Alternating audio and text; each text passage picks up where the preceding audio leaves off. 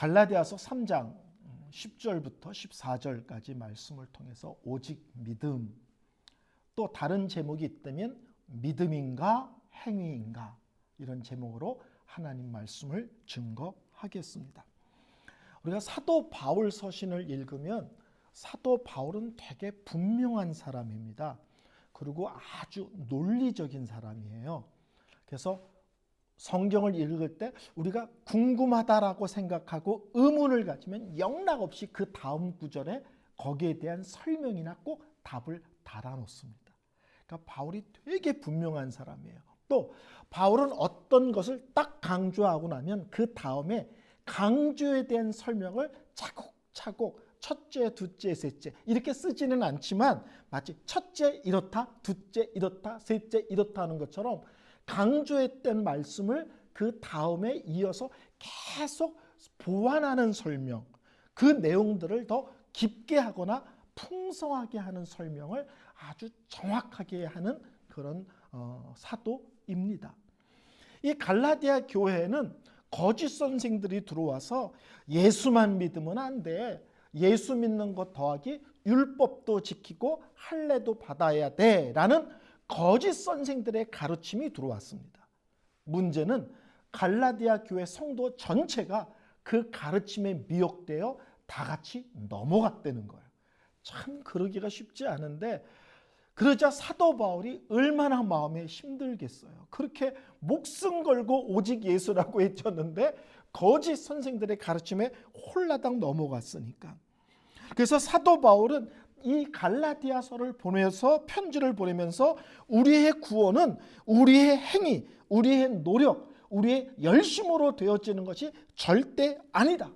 구원은 은혜다, 선물이다.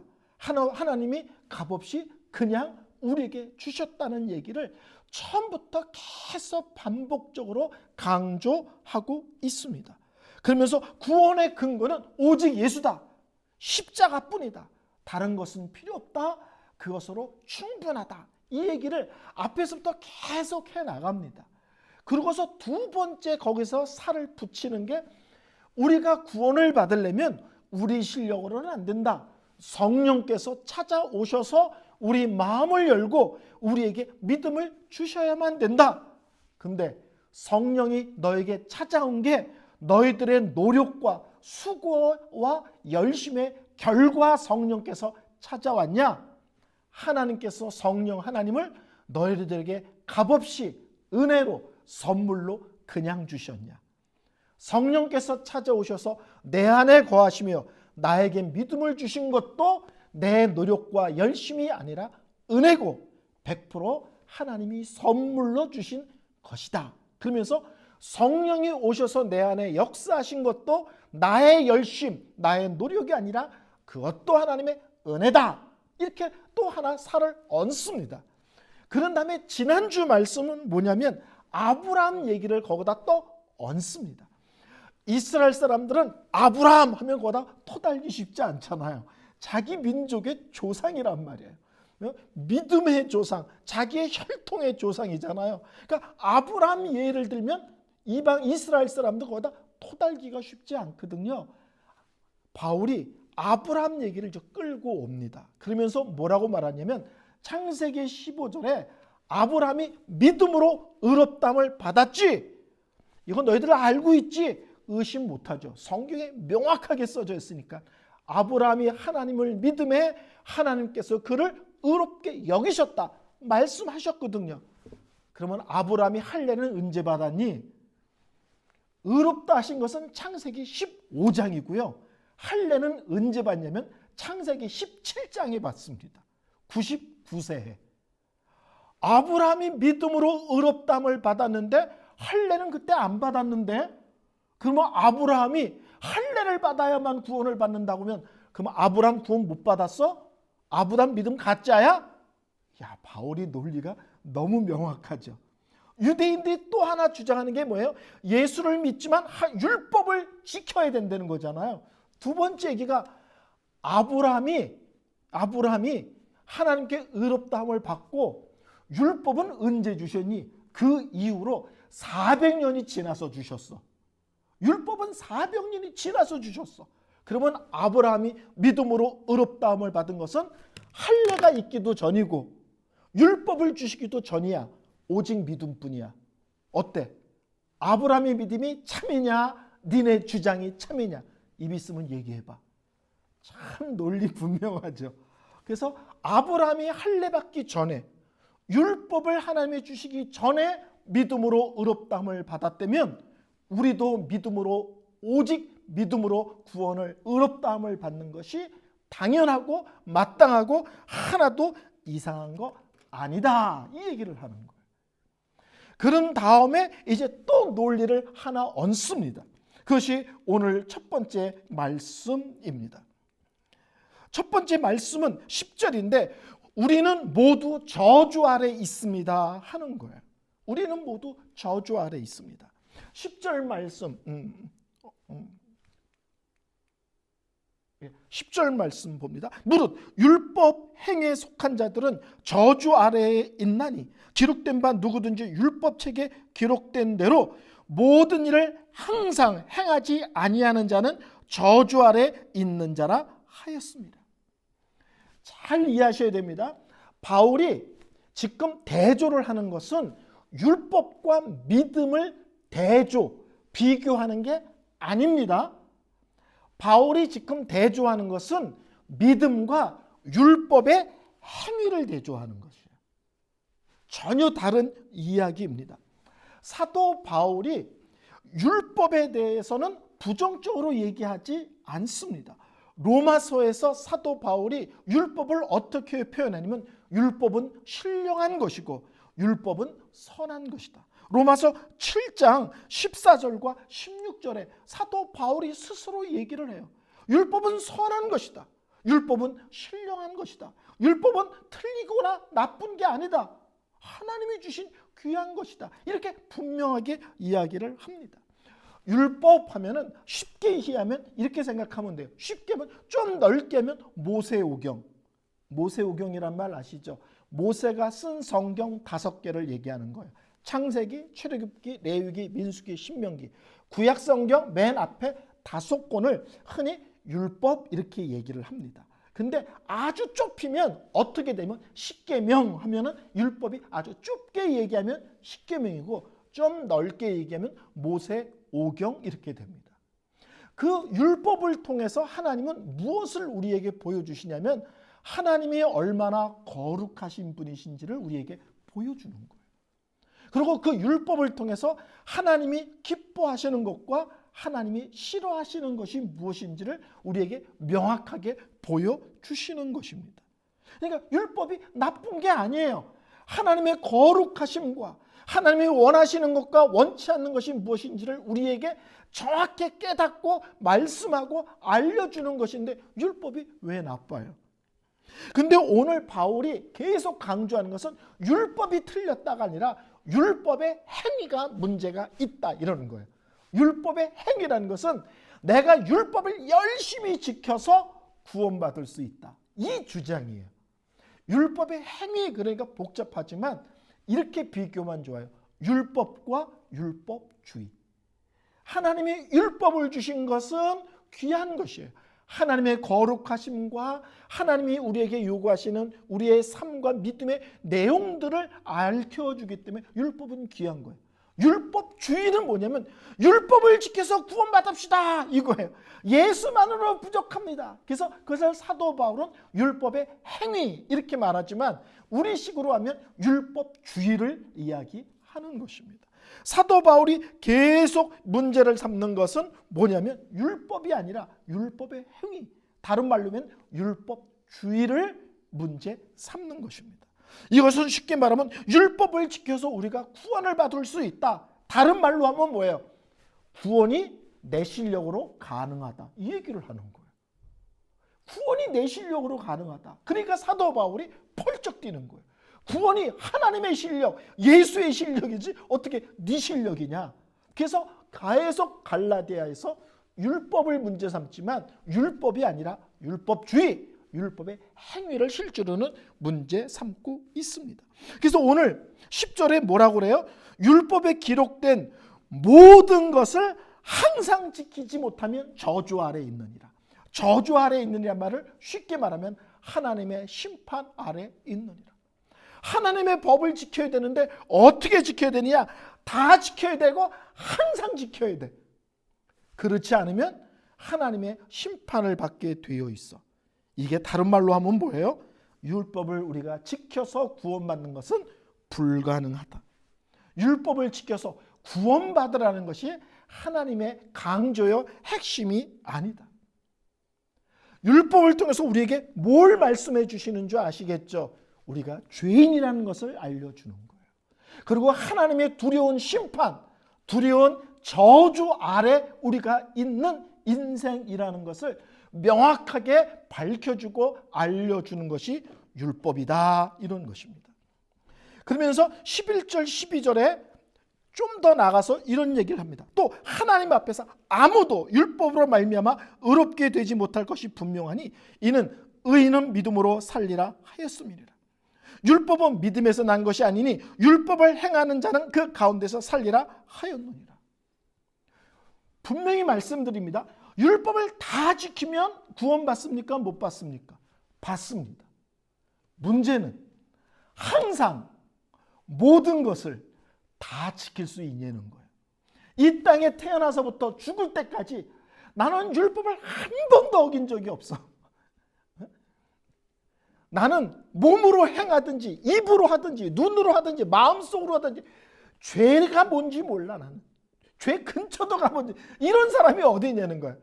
너희들이 항상 모든 것을 다 지키면 구원받지. 하나님 앞에서 완전한 사람인데 문제는 또 하나님 앞에서 아무도 율법으로 말미암아 의롭게 되지 못할 것이 분명하니 아무도 하나님 앞에서 나 깨끗합니다. 나는 흠도 티도 없습니다.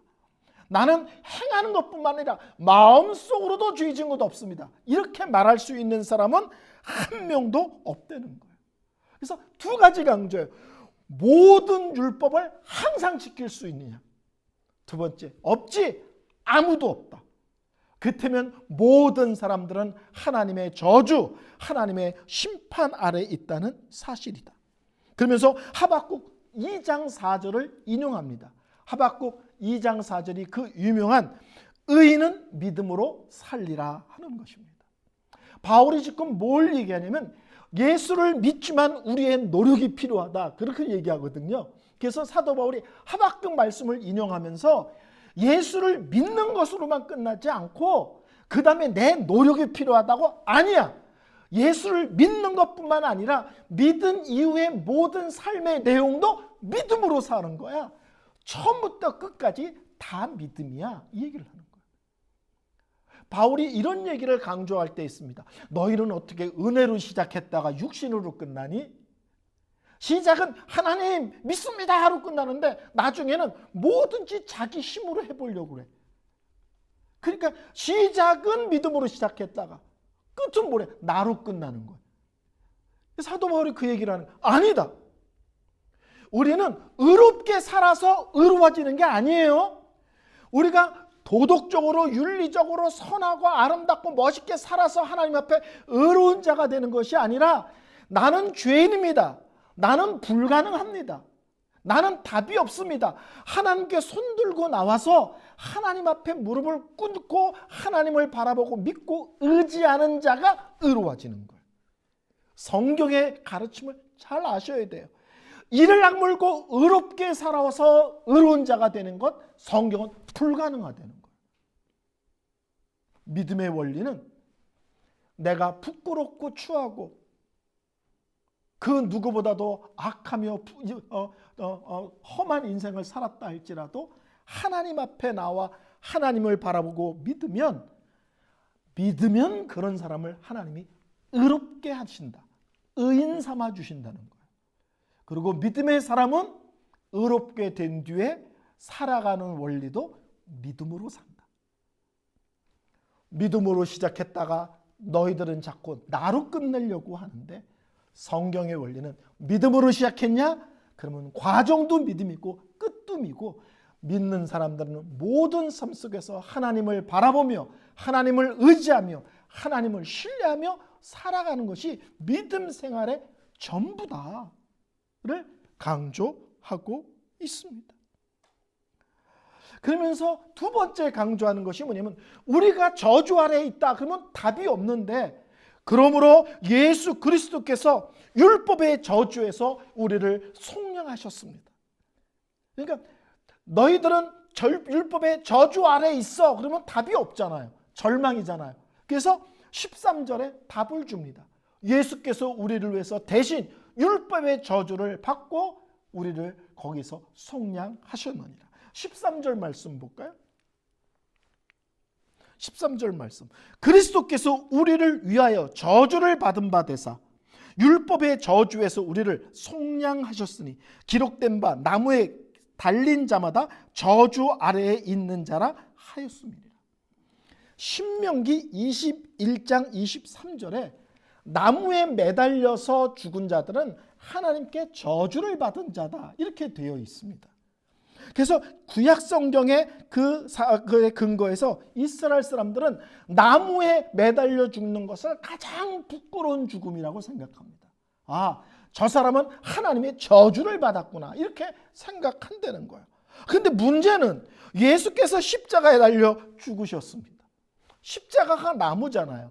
이스라엘 사람들 보기에 예수는 어떤 죽음을 죽은 거예요? 십자가라는 나무에 매달려 죽었으니 하나님의 저주를 받았구나 이렇게 해석될 수밖에 없습니다. 근데 문제는 이거예요. 예수님이 이 땅에 오셨을 때부터 그의 삶 속에 저주받을 만한 삶을 사신 게 있느냐? 없어요. 죄 없는 모습으로 이 땅에 오셨고 철저히 하나님 말씀을 순종하며 사셨어요. 그의 삶을 들여다보면 저주받을 내용이 없어요. 그러면 저주받을 짓을 안 한 이분이 왜 십자가에 매달려 하나님께 저주를 받았는가? 오늘 성경에 명확하게 얘기합니다. 그리스도께서 우리를 위하여 대신 저주를 받으신 것이다. 그리스도께서 우리를 위하여 대신 저주를 받은 것이다. 내가 십자가에 매달려야 되는데 예수께서 대신 십자가에 매달리신 것이다. 내가 그 자리에 있어야 되는데 예수께서 그 자리에 계신 것이다. 내가 형벌을 받아야 되는데 예수께서 대신 형벌을 받은 것이다. 내가 저주를 받아야 되는데 예수께서 대신 저주를 받은 것이다. 내가 십자가에 달려 하나님께 저주받아 심판받아 죽어야 되는데 예수님께서 나를 위해서 대신 십자가에 달려 돌아가신 것이다. 그러면서 오늘 놀라운 단어를 하나 씁니다. 그리스도께서 우리를 위하여 저주를 받은 자 되사 율법의 저주에서 우리를 속량하셨으니, 속량이란 말은 값을 주고 자유를 줬다, 풀어줬다 이런 뜻이에요. 옛날에는 노예시장이 있거든요. 노예시장. 어떤 사람에 가서 노예 한 명도 아니죠. 노예 한 마리를 사요. 돈 주고 비싸게. 그러면 우리 집으로 노예를 끌고 와야 되잖아요. 근데 이 사람이 그 노예 주인과 노예 앞에서 이 사람을 사고는 노예 문서를 박박 찢어서 확 던져버려요. 그리고 넌 이제 자유야. 그 얘기를 하는 거예요. 너희가 율법 아래에 있다는 것은 율법에 매였다는 것이고 율법에 끌려다닌다는 것이고 율법에 눌려 산다는 거야. 그게 뭐야? 너는 죄인이야? 너는 심판받아야 돼. 너는 지옥 가야 돼. 그 굴레에서 벗어날 수 없는데 너희들이 거기서 속량을 받았다. 자유함을 받았다. 어떻게? 예수께서 우리를 위하여 대신 저주를 받으심으로 우리를 율법의 저주로부터 자유함을 주셨느니라. 누군가가 우리에게 너 하나님 말씀 어겼잖아. 너 이제 하나님께 심판받아야 돼. 너 저주받아야 돼. 누군가가 나에게 시비를 건다면 우리는 언제나 이렇게 얘기할 수 있습니다. 예수님께서 십자가 위에서 이미 다 계산했어. 너 죄 졌잖아. 하나님 앞에 부끄러운 짓 했잖아. 하나님의 가르침에서 벗어났잖아. 너 이제 심판받아야 돼. 너 큰일 났어. 너 벌 받아야 돼. 누군가가 이것을 들고 와서 시비를 걸을 때 언제나 우리는 답을 할 게 있다는 거예요. 예수께서 이미 나를 위해서 십자가에서 그 모든 것을 이미 계산하셨어. 아멘? 예. 오늘 바울이 이 얘기를 하는 거예요. 너희들이 율법의 저주 아래 있다는 것을 기억하라. 근데 예수께서 십자가에 달려 돌아가심으로 그 율법의 저주, 율법의 심판으로부터 너희들에게 참 자유를 주셨다. 근데 이 자유를 이 율법의 저주에서 벗어나게 하는 속량을 받은 결과 어떤 일이 벌어지는가? 성령을 하나님께서 너희들에게 선물로 주신 것이다. 14절에 얘기합니다. 이는 그리스도 예수 안에서 아브라함의 복이 이방인에게 미치게 하고 또 우리로 하여금 믿음으로 말미암아 성령의 약속을 받게 하렵니다. 성령과 함께하는 자들은 예수 그리스도께서 우리에게 참된 자유, 속량함을 주신 결과 성령께서 오시는 거예요. 예수의 십자가 사건의 근거에서 성령께서 나에게 찾아오시는 거예요. 그러면 이 믿음의 길이 어떤 길이 돼요? 기쁨과 감사의 길이 돼요. 그리고 우리가 거룩함에 대한 마음이 생기고 거룩함을 사모하게 됩니다. 우리는 구원받으려고 애쓰는 자들이 아니에요. 구원은 선물로 그냥 주신 거예요. 우리는 어떤 신앙을 생각하냐? 이런 놀라운 구원을 선물로 주셨으니 그게 너무 감사해서, 그것이 너무 귀해서, 그것이 너무 복돼서 하나님 앞에 기쁨과 즐거움과 자원함으로 이 믿음의 길을 걷는 것입니다. 그래서 믿음의 원리는 성령께 주시는 기쁨과 능력으로, 그리고 자원함과 넉넉함으로 하나님께 반응하는 거예요. 그래서 제가 지난주에도 말씀드렸지만 신앙생활을 억지로 하는 게 아니에요. 주일날 예배를 마지못해서 나오는 게 아니에요. 교회에서 직분을 주면 할 수 없이 맡는 게 아니에요. 우리가 신앙에 관계된 모든 것은 나 같은 자를 구원하신 그 하나님의 은혜가 너무 고맙고 감사해서 기쁨으로, 즐거움으로, 그러니까 뭐예요? 항상 자원하는 거예요. 그거 내가 할게요. 지난주도 하셨는데 괜찮아, 이번 주 또 하면 어때요? 자원함, 그리고 인색함이 없습니다. 뭐든지 넉넉하게 풍성하게 더했으면 합니다. 내가 이렇게 헌신했는데 한 석 달 쉬어야지 그러는 게 아니라 기회만 되면 더 하나님이 기뻐하신 일에 나를 드리고 바쳐야지. 예? 나 이제 지난 한 3년 집사했으니까 한 1년 빼주세요. 가끔 그런 분들이 있어요. 속상해요. 이 믿음의 길이 억지로 힘에 지쳐서 하는 게 아니라 즐거움으로, 기쁨으로, 그게 속량을 받아서 이제 성령을 선물로 주셨어. 이 믿음의 길을 네 힘으로 걷는 게 아니야. 네 안에 계신 성령님이 너를 붙드시고 너와 함께 하시고 능력 주시고 동행해 주면서 이 길이 아름답고 즐거운 길이 되도록 그분이 네 안에서 역사하셔. 바울이 구원으로, 믿음으로 의롭다는 얘기를 하나씩 쌓아 올리면서 십자가로 우리가 죄로부터 자유함을 받았고 성령 안에서 기쁨과 자유를 누리는 인생으로 하나님이 우리를 세우셨다는 얘기를 하고 있습니다. 설교를 결론 내리겠습니다. 십자가만으로는 부족하다. 우리의 행위가 더해져야 된다라는 생각들은 실제로는 예수를 부인하는 거고 실제로는 십자가를 부인하는 것입니다. 성경은 계속 구원은 은혜다, 구원은 선물이다, 구원은 예수께서 십자가에서 다 이루신 것이라고 계속 반복하여 우리에게 말씀하여 주십니다. 근데 인간들은 이 자존심을 세우느라고 내가 할게요, 난 할 수 있어요, 자꾸 이 생각을 한다는 거예요. 이 세상의 모든 종교의 특징이 뭔지 아세요? 기독교 빼고 모든 종교는 나는 할 수 있어요, 내가 해볼게요, 이거를 가리키는 게 이 세상의 모든 종교입니다. 오직 우리 하나님만 너희들이 수고하지 않아도 돼, 너희들이 애쓰지 않아도 돼, 하나님 앞에 의로워지려고 몸부림치지 않아도 돼, 내가 너희들을 있는 그대로 그리스도 안에서 받아줄게, 용서할게, 용납할게, 이렇게 해주는 것은 우리 하나님과 하나님의 은혜의 원리밖에는 없습니다. 우리 예수님께서 이런 말씀하셨어요. 수고하고 힘든 짐진 자들아 다 내게로 오라. 내가 너희를 쉬게 하리라. 제가 이 말씀을 문득 생각하면서 인생살이도 힘들어 죽겠는데, 먹고 사는 것도 힘들어 죽겠는데, 구원도 네가 노력해. 아유 힘들어 죽겠는데, 아유 구원도 내가 몸부림쳐야 돼?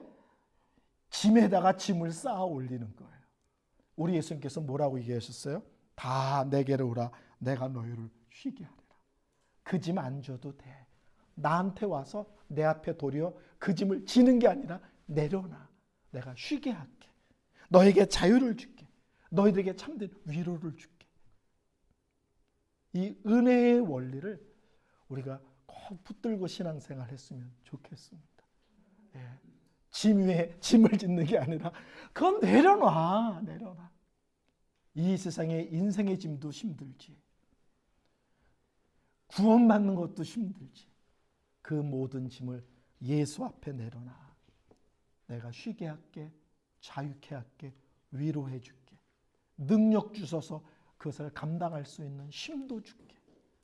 이 믿음의 길이 얼마나 아름답고 복된지를 우리가 잘 깨닫고 또 잘 누리며 살아가는 저희들이 되기를 소원합니다.